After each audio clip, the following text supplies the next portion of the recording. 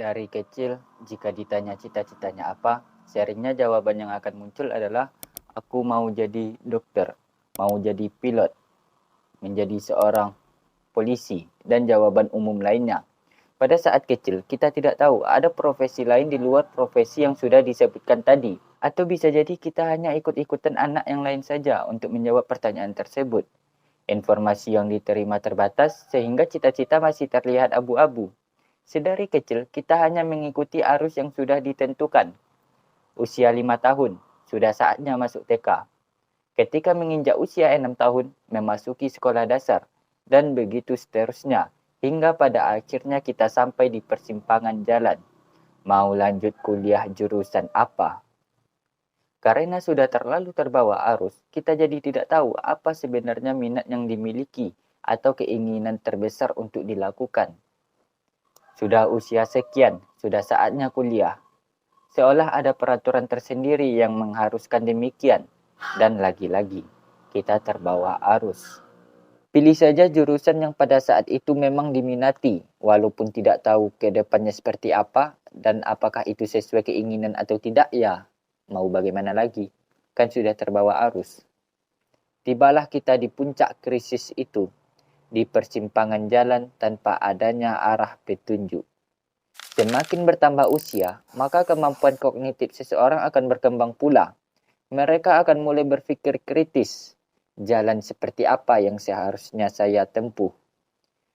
Dan disinilah mulai muncul dilema yang luar biasa, bernama quarter life crisis atau krisis paruh baya.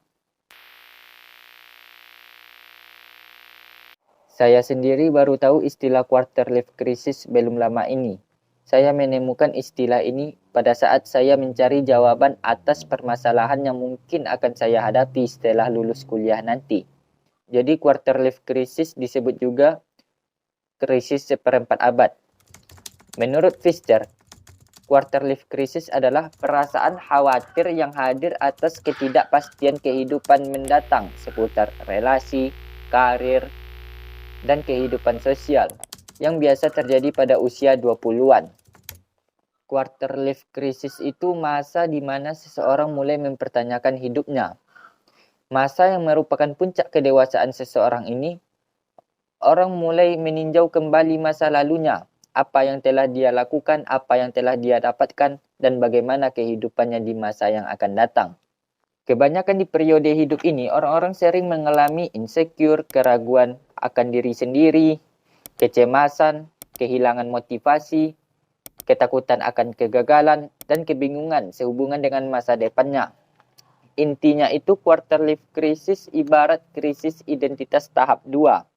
Fenomena ketika arah hidup dipertanyakan. Biasa terjadi pada usia dewasa awal, yakni 20-30 tahunan.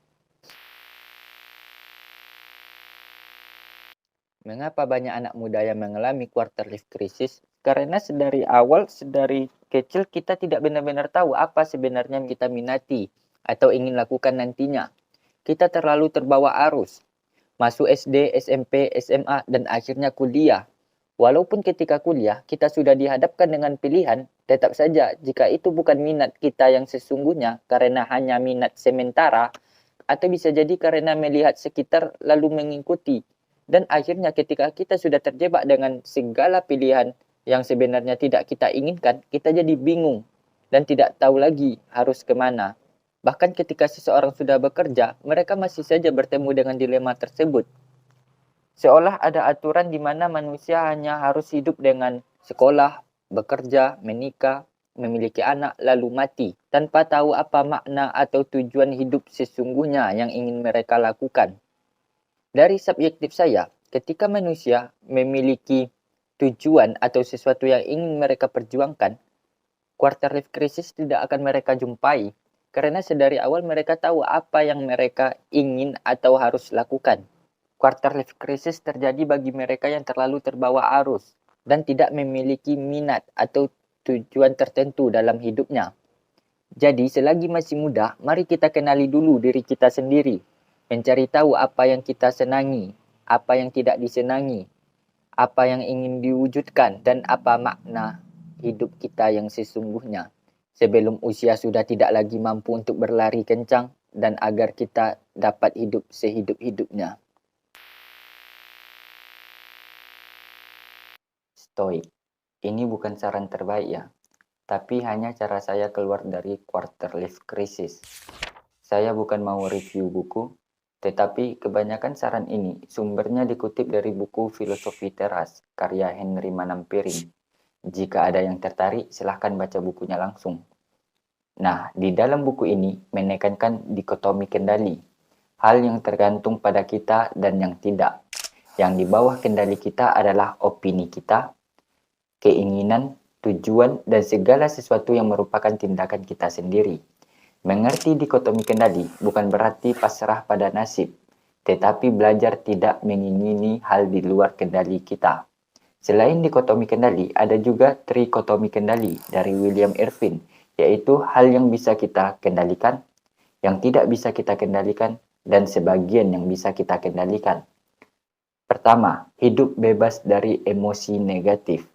Tujuan dari Stoik itu bukan mengejar kebahagiaan, tetapi mendapatkan hidup yang tentram. Nah, ketentraman ini hanya bisa diperoleh dengan memfokuskan diri pada hal-hal yang bisa kita kendalikan, seperti opini dan tindakan kita sendiri, bukan hal di luar kendali kita. Karena ketentraman berasal dari dalam diri. Caranya yaitu stop. Begitu merasakan emosi negatif secara sadar, harus berhenti dulu. Yang kedua, think and assess. Memaksakan diri untuk berpikir secara rasional. Karena emosi negatif dianggap sebagai akibat dari nalar atau rasio yang keliru. Yang ketiga, respon.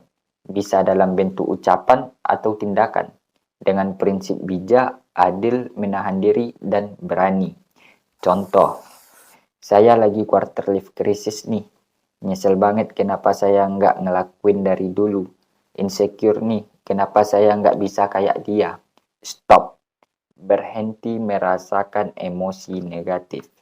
Toh masa lalu ada di luar kendali saya nggak bakal bisa mengubah masa lalu.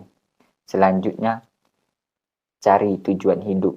Kenali diri sendiri dan stop bandingkan dengan orang lain. 10% masalah dalam hidup kita adalah masalah itu sendiri. 90% adalah bagaimana reaksi kita terhadap masalah itu. Jadi kesimpulannya adalah hidup dengan emosi negatif yang terkendali. Kedua, hidup mengasah kebajikan. Ada 4 prinsip utama dalam stoicisme. Pertama, kebijaksanaan, kemampuan mengambil keputusan terbaik dalam situasi apapun. Kedua, keadilan, memperlakukan orang lain dengan adil dan jujur. Yang ketiga, keberanian, berani berbuat benar. Yang keempat, menahan diri, disiplin, kesederhanaan, kepantasan, dan kontrol diri. Kesimpulannya adalah hidup sebaik-baiknya, seperti seharusnya kita menjadi manusia. Semua yang kita dengar adalah opini, bukan fakta. Semua yang kita lihat adalah perspektif, bukan kebenaran. Marcus Aurelius. Terkadang mata dan telinga kita menipu. Bahagialah dengan caramu sendiri.